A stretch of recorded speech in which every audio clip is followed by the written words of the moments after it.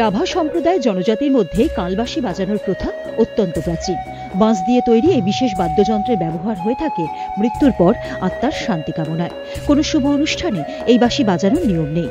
সময়ের সঙ্গে সঙ্গে এই বাঁশি বাজানোর প্রথাও লুপ্ত হতে বসেছে। তাই ষষ্ঠ বর্ষ বক্সা ট্যুরিজম এবং কালচারাল কার্নিভালের মঞ্চে দেখা গেল কালবাঁশি উৎসব। কার্নিভালের আজ পঞ্চম দিন। সাউথ পারো ইকো পার্কে রাভা ডেভেলপমেন্ট কাউন্সিল এবং কোচা বসনি লন্ডকের ব্যবস্থাপনায় এই উৎসব হয়। উৎসবে কালবাঁশি বাজান রাভা সম্প্রদায়ের মানুষেরা। কার্নিভাল কমিটির তরফে রামকুমার লামা জানান, কালবাঁশি বিলুপ্তির পথে, তাই এটিকে বাঁচিয়ে রাখতে এই উদ্যোগ নেওয়া হয়েছে। সেই সঙ্গে কালবাঁশি প্রশিক্ষণের ব্যবস্থা করার কথাও জানিয়েছেন তিনি। বর্তমানে আলিপুরদুয়ার জেলায় মাত্র 3টি কালবাঁশি আছে। জঙ্গল থেকে নলবাঁশ সংগ্রহ করে সেটিকে রোদে শুকোনো হয়। তারপর বাঁশের চিকন কাঠি তৈরি করে ওই বাঁশের ভেতরের গিঁটগুলো খোলা হয়। এইভাবে তৈরি হয় কালবাঁশি।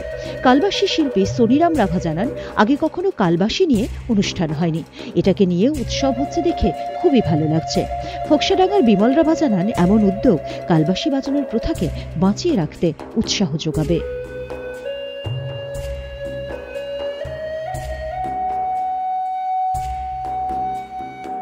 আলিপুরদুয়ার থেকে আয়ুষ্মান চক্রবর্তীর রিপোর্ট, উত্তরবঙ্গ সংবাদ।